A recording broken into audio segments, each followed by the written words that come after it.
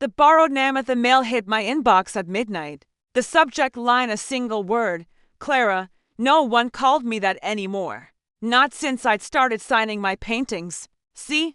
Voss to distance myself from the family I'd left behind. The sender's address was a jumble of letters and numbers, anonymous. But the message was anything but, your name's on the market. Check Sotheby's. She's selling you. Attached was a screenshot of an auction listing a painting titled Veil of Dawn. Credited to Clara Voss, estimated at $120,000. My painting, my style, my signature. But I hadn't painted it. I sat in my cramped Brooklyn studio, the glow of my laptop casting shadows over half-finished canvases and paint-splattered floors. My hands shook as I clicked the link. The painting was unmistakably mine in spirit swirling blues and golds. The kind of abstract work I'd spent years perfecting. But the brushstrokes were wrong, too precise, lacking my usual chaos. A fake passed off as my art under my name. And I knew who was behind it. Lena, my sister. The one I hadn't spoken to in 5 years, not since she'd stormed out of our mother's funeral, blaming me for everything, our parents' debts, her failed gallery, our fractured bond. Lena, who'd always envied my work, my small but growing reputation in the art world. She'd stolen my identity before credit cards, a leased car, but this was different. This was personal. She was selling my soul. I didn't sleep. The city outside my window buzzed with distant horns, the air thick with late October chill. I scoured the internet, finding more listings, echoes of winter, shades of solace. All credited to me, all fakes. They were on auction sites, private galleries, even NFT platforms, raking in thousands. Lena's name was nowhere, but I recognized her hand in the descriptions. Her flair for dramatic prose. She was using my identity to build a fortune, and I was too broke to fight her in court. By morning, I was a wreck, my coffee cold, my eyes burning. My nephew, Theo, knocked on my door, his skateboard under one arm, his backpack slung over his shoulder. At 15, he was Lena's son, but more mine than hers. He'd spent summers with me since he was 10, sketching in my studio, his talent for digital art outpacing anything I could teach him. Lena had barely noticed him, too busy chasing her next scheme. Theo noticed my face and frowned, and Clara, you look like you saw a ghost, he said. Dropping his board by the door, I hesitated. Theo was sharp, his mind a labyrinth of code and creativity, but he was still a kid. I didn't want to drag him into Lena's mess. But his eyes, dark and steady like his grandmother's, held mine, and I couldn't lie. It's your mom, I said, my voice tight. She's selling fake paintings. Under my name. Theo's jaw tightened, but he didn't look surprised. Show me. I pulled up the Sotheby's listing, the fake Veil of Dawn glaring back at us. Theo's fingers twitched like he was already itching to dig deeper. He grabbed his laptop from his bag, his brow furrowing as he clicked through the auction sites. She's not just selling paintings, he said after a moment. She's got a whole operation. Look, he showed me a blockchain ledger, a string of NFT transactions tied to my name. Hundreds of thousands of dollars, funneled through crypto wallets to a shell company called Aurora Arts, Lena's handiwork, hidden behind layers of digital smoke. She's been at it for months, Theo said. Maybe longer. I felt sick, the betrayal sinking in like wet rot.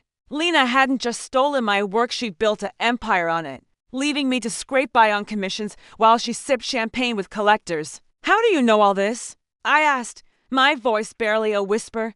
Theo shrugged, his eyes fixed on the screen. I track NFT markets for fun. Mom's sloppy. She didn't even encrypt her wallets. I stared at him, my nephew, who'd taught himself blockchain coding while Lena was off chasing her next con. He was angry, I could tell. Not just at her, but at the life she dragged him through, ups and parenting, empty promises. He deserved better. So, what do we do? I asked, my voice steadier now. Theo's grin was sharp, almost feral. We take it back.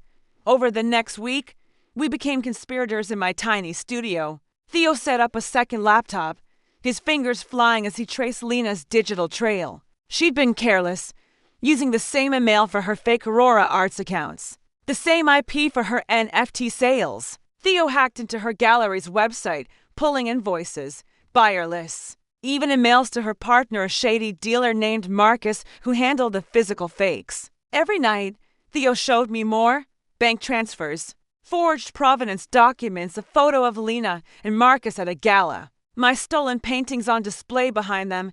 She's selling your life, Theo said, his voice low. And she thinks you'll never know.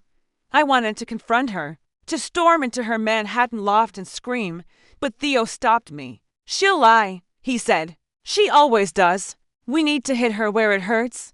His plan was bold, dangerous, and a little insane. He'd build a fake online gallery, a mirror of Lena's Rora arts, using her own branding to sell NFTs of my real paintings, ones I'd held back, never shown. The profits would route to my account, not hers, through a crypto wallet Theo set up, untraceable. But the real genius was the trap. Every NFT would carry metadata pointing to Lena's real identity, linking her to the fakes. If buyers checked the blockchain, they'd see her name, not mine, tied to the fraud. This could ruin her, I said, my heart pounding. Theo, this is illegal. So is stealing your art, he said, his voice cold. You want to wait for a lawyer, or you want to win? I didn't answer right away. The studio felt smaller, the air thick with paint fumes and fear. Lena had taken so much my trust, my name, my future. Theo was offering me a way to take it back, but the risk was staggering. If Lena caught on, she'd come for us. She'd done it before, slashing my tires when I refused to loan her money, spreading lies to galleries to blackball me. This wasn't just a scam, it was war. Do it, I said finally. Theo nodded, his fingers already moving. He built the gallery in 3 days. A sleek digital storefront that mimicked Lena so perfectly it gave me chills. He uploaded my paintings, digitized as NFTs, each with a hidden digital signature tying them to Lena's fraud. He seeded the site with fake buyer accounts, driving up bids to lure real collectors. By the 4th day, the gallery was live and the money started flowing. $10,000, then $50,000. All to my account. Lena's calls began that night. Her number flashed on my phone 1, 2, 3 times. I didn't answer, letting her voicemails pile up, each more frantic than the last. Clara, what the hell is going on? My buyers are getting scammed. Call me back. I listened in the dark. Theo beside me, his face lit by his laptop's glow. She's panicking, he said, almost amused. Her accounts are empty.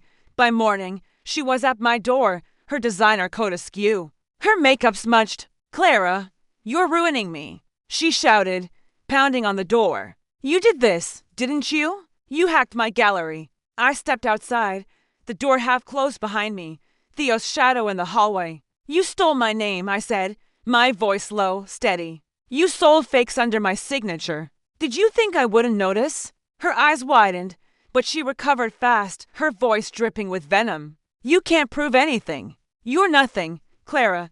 A has been with a paintbrush. I made your name worth something. I held up my phone, playing her latest voicemail. My buyers are getting scammed. Her face paled, her lips parting, but no words came. You made a mistake, I said. You thought I was alone. Theo stepped forward, his laptop open, the fake gallery glowing on the screen. You didn't log out, he said, his voice calm but cutting. Your wallets, your emails, your buyer lists, all open. I just borrowed them. Lena's gaze snapped to him, shock giving way to fury. You little brat, she hissed. You did this? To your own mother? Theo didn't flinch. You stole from Aunt Clara. From me. You didn't care. She lunged toward him, but I stepped between them, my heart racing.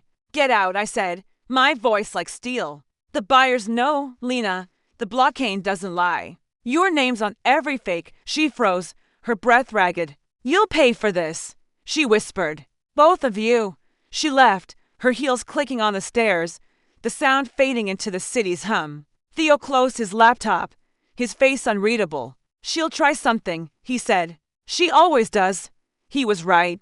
The next day, my email was flooded with threats from Marcus, Lena's dealer, accusing me of fraud, demanding I shut down the gallery. Then my studio's locks were jammed, paint cans overturned in the night. I found a note taped to my door, stop, or you're next. My hands shook, but Theo was calm, his fingers already typing. She's desperate, he said. So's Marcus.